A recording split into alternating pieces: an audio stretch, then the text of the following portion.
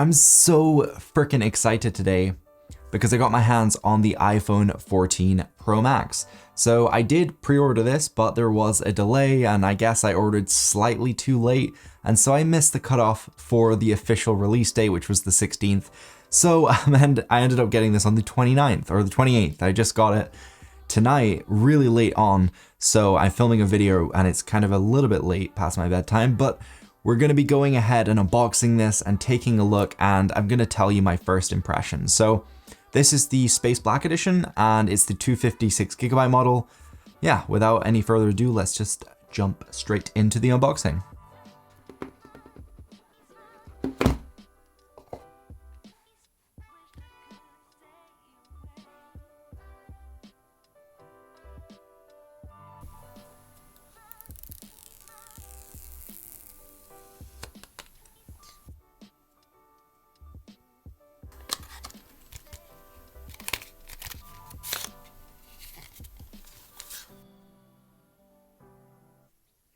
So I've been using this from about 7 p.m., which is when I got it and unboxed it, until the time now, which is 2:27 a.m. So yeah, I've been using it quite a while through the night. Yeah, I'm excited. I'm a kid. I'm not a kid, but I'm not a kid, but it's a toy and I'm acting like a kid. And yeah, it's just really exciting to play around with the new iPhone. You know, when you unbox it, the whole experience is very different to when you buy any other piece of tech, really. Apple have it so polished. Everything from the setup is just really fun, and it's just not a pain in the ass to set up like many other devices out there. So as soon as I powered this up, it recognized the iPhone was in the presence of all my other devices, and it was a very easy setup, I'm not gonna lie. So I pretty much got everything set up on here. All of the apps are now installed, all of the accounts are logged into, and I finally paired my Apple Watch, which was super annoying to pair. I had to actually reset the watch in order to connect it because for some reason it wouldn't recognize the watch, and my dad had the same issue, as well as just other people online saying the same problem. So I don't know if that's like a generic thing or whether we're just all very unlucky, but yeah, it's finally set up now and it's connected and working. So I've been using this phone for 7 hours or so now. Well, I haven't really been using it, but it's been on, it's been downloading all my data. There was around 100 gigabytes in which it restored onto this phone. So it's been working hard to try and, you know, get everything in order for me. And it's actually, it did get a little bit warm, but in terms of the battery life, it's doing okay. It's got 18%, it was 75% when I unboxed it, and it's just got the standard iOS 16 firmware. Doesn't have the update on it yet, so I definitely will have to get around to putting the update on, which apparently improves the battery life, and it also just fixes some bugs, because I heard about some bugs that sort of shake the camera module and just some other little glitches in iOS 16 that have been polished out. So I'm definitely going to install that straight after this video. So in terms of my thoughts on this dynamic island, I can honestly say I am really liking it so far. I was actually cooking before, and rather than having to touch my phone and swipe and open up the clock app to see what the timer was at, I just glanced to my screen and it was just there. It was just in the dynamic island up at the top there, and so I didn't need to actually touch my phone while my hands were all messy from cooking.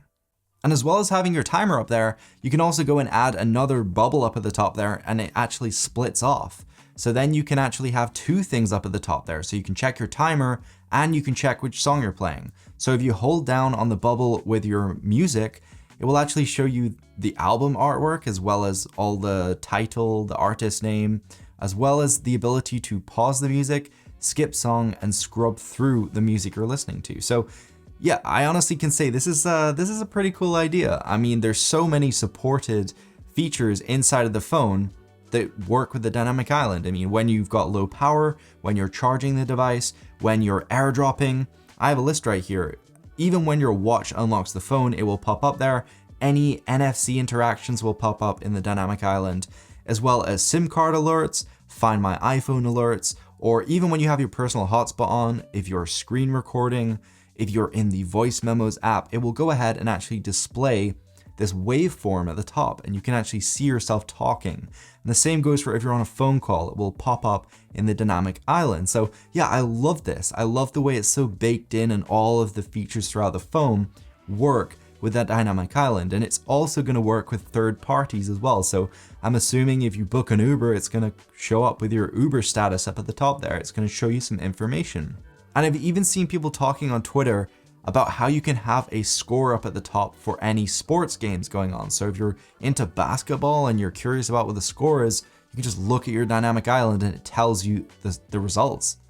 That's pretty damn cool. But yeah, so far it does work with a few third-party apps like Spotify, Audible, Amazon Music, Pandora, YouTube Music, as well as WhatsApp, Google Voice, Instagram, and Skype. So if you're on calls with any of those apps, it will pop up in the dynamic island. So yeah, I really like this. I think the world of possibilities as to what you could do with that dynamic island is pretty crazy. Now, obviously, I'm assuming Apple aren't going to just let developers do whatever they want. There is going to be restrictions, but I could imagine something like this on Android having some really crazy functionality, because developers on Android really do explore a range of different ideas. Oh, and something I love about iOS 16, you can now do the double tap to turn the flashlight on. So before there wasn't the option for the flashlight, and it used to drive me mad, and I got so used to it on my Pixel. So yeah, I'm super glad that I can now do that on my iPhone. I love that feature.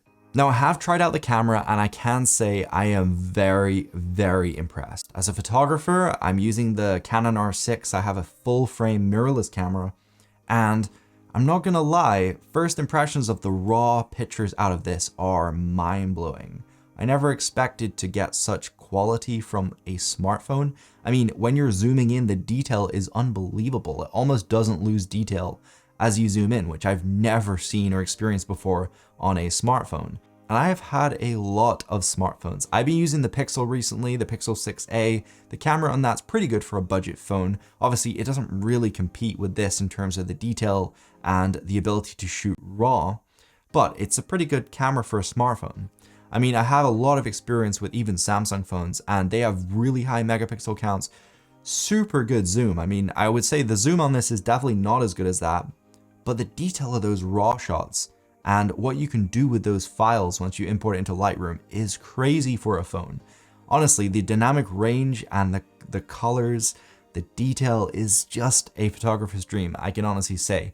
Bringing this in my pocket is basically like carrying around a mirrorless camera. So yeah, I'm very, very happy with the way the pictures look. Obviously, I need to go out and properly test it, like out and about in different scenarios, but I did try it inside under some bright lights, and I can say, yeah, the quality is definitely there. I can imagine in daylight, it's going to be pretty good. I did take some pictures in low light, and I can say I'm not really that impressed for the low light performance from what I've seen so far.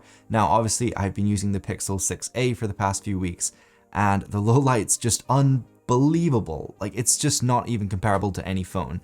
You can literally take pictures of galaxies, and the night lapse, the astrophotography ability on that phone is freaking crazy. It's so crazy. So I really wish there was something like that on the iPhone, astrophotography mode or something like that, because I mean, it's a really fun thing to do, you know, shooting the pictures of the stars and taking pictures of galaxies. It's a really cool feature to have, and not a lot of people can actually do that. So I really wish they would bring it to the iPhone so more people could take pictures of the stars. Can you imagine the map we would have of space if we just took every astrophotography picture that everyone took on their iPhone? We could basically build a map of our visible universe. It'd be kind of crazy. Right now, I've actually got this Pitaka case on, so I'm probably going to do a full review of this, but it's a pretty nice case. It's already very fingerprinty, as you can see, but it's a matte black aramid fiber case, and it's a very thin, low profile case. As you can see, the camera bump is absolutely huge on this phone, but I just wanted to put it in something to protect those stainless steel edges from just getting all scratched up and fingerprinty. I swear, this camera is absolutely terrible for dust. You always, no matter how much you clean it, get bits of dust just stuck between those lenses. It just drives me mad. But I'm really excited to compare this camera to my Canon R6. I mean, that's a $5,000 mirrorless camera, and I honestly think this might be able to actually stack up against it. So really excited to put the pictures side by side and truly compare them. I recently did a video comparing the Canon R6 to my Pixel, so if you want to check that out, I will leave a card above. So make sure you're subscribed to the new channel, because that's where I'm going to be posting this comparison video. But yeah, I'm just really excited to see the results side by side. Maybe I'll just leave them unlabeled and make you guys guess which one is the iPhone and which one is the Canon. I think that would be quite nice. But yeah, so far so good. I need to go and test the camera properly. I need to recharge it and properly test out the battery life. I need to properly go ahead and use this phone before I have any proper impressions or before I do a proper review. So yeah, that's definitely going to be my priority. And yeah, maybe I'll do a little day in the life video with the new iPhone 14 Pro Max. But yeah, thank you so much for watching. I will see you guys later. Peace.